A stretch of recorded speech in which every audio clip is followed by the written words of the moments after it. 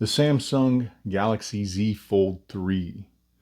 Should you buy it or should you upgrade if you have the Fold 2? Let's talk about it.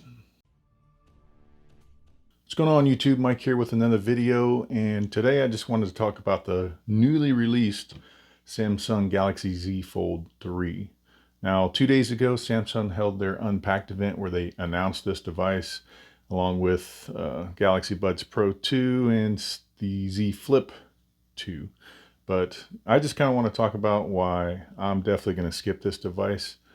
Now, foldable tech is still relatively new, and I think out of all the companies, Samsung has definitely done the best at actually trying to make it mainstream, and I think they're fantastic devices. Now, if you follow my channel for a while, you know that I'm actually a Z Fold 2 owner, or I should say I was. I'll post some links to those videos on the end card. I did 2 or 3 videos on that device, but I had it for almost 6 months, but I ended up selling it in anticipation of the Z Fold 3, but now I'm actually going to pass on it. So let me tell you why. All right, first off, it's really the same gripes that I had with the Z Fold 2. Now, with the Z Fold 2 and 3, you're essentially getting the same device. Now, they did improve the outer display, so you get 120 hertz refresh rate, which if you're a Z Fold owner, or if you're looking to get in the Z Fold, you'll kind of realize that you really don't use that outer display that much. So really, it doesn't matter if you have 120 hertz on that. So along with the display, on the inner display, they actually added an under display camera now, which to me, again, who really cares? The quality on that thing's garbage. It looks like a potato can from all the videos that I've seen. So really, I wish they would have just wasted or put the money or cost in R&D somewhere else than worrying about trying to be the first with a under display camera.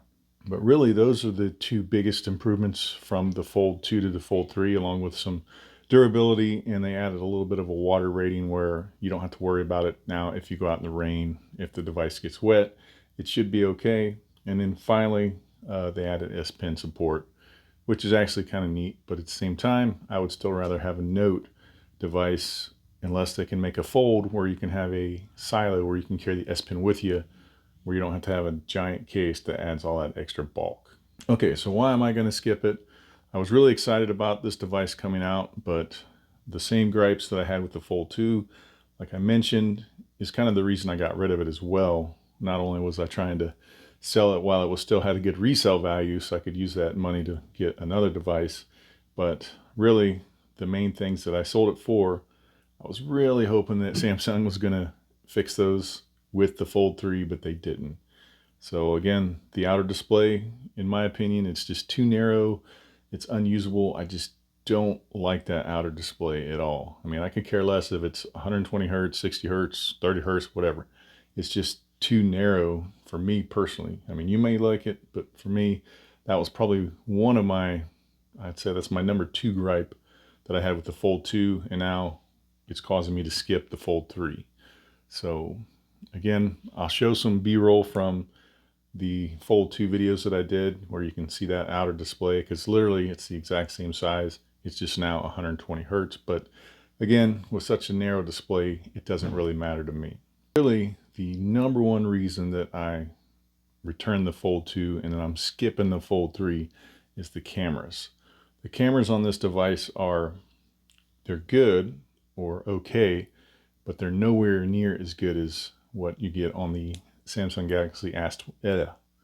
They're not anywhere as good as what you would get on the Samsung Galaxy S21 Ultra or even the Note 20 Ultra at this point. So when you're paying almost $2,000, now they knocked it down to basically $1,800.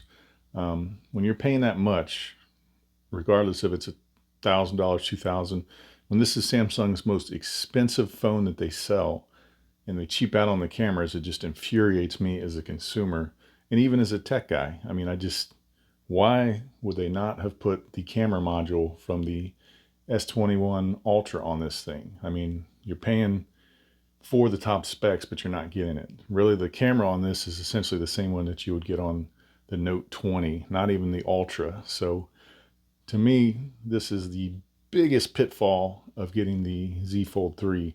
It's just they skimped out on the cameras, but yet they're charging you as if they would have put the S21 Ultra cameras on there. So that, again, is my number one gripe. It just makes me freaking angry, and it's really the number one reason why I'm skipping the Z Fold 3. All right, and so my final gripe with the Fold is obviously it's going to be battery life. Now with the Fold 2, the battery life was okay, but you could definitely kill it in a day. And with the Fold 3, it's going to be the same thing. It's a fairly small battery for such a large inner display. So if you're going to find yourself using that inner display a lot, which you should because you're paying almost $2,000 and it's a nice, bright, really nice folded display, I mean, why wouldn't you use it? But if you do, you're going to have to chop this thing off throughout the day, which for a lot of people, it might not be a big deal because you probably have a charger near your desk, or if you're driving to and from work, you probably got some sort of car charger. But really, the battery should have been a bigger for this device, in my opinion. Yes, they've made it a little bit thinner and lighter than the previous gen, but I would rather have the added bulk just to have the added endurance with the battery life. That was just a quick kind of more of a rant than anything about why I'm going to skip the Z Fold 3. I'm obviously a tech enthusiast. You know, I've got my little channel here that I do, but even so, I'm still jaded by Samsung enough on this device that I'm definitely going to skip it. I don't really want to review it because it's really no different than the Fold 2. And just, again, them skipping out on the camera module to me is kind of unforgivable. And again, I would have liked to seen a larger outer display, which would have translated to a larger inner display, which to me would have been perfect. But I'm just one person. You may or may not agree with me, but I'm curious what you guys think. Have any of you guys actually pre-ordered the Fold 3, or do you plan to? I mean, personally, like I've discussed in this video, I'm not going to do it. And obviously, I just went through a whole 5-minute rant on why I'm not going to do it. But anyway, I appreciate you guys watching. If this video helped you out in any way or you enjoyed it, make sure you give it a thumbs up. And if you've not subscribed, I'd appreciate if you do so. Thanks.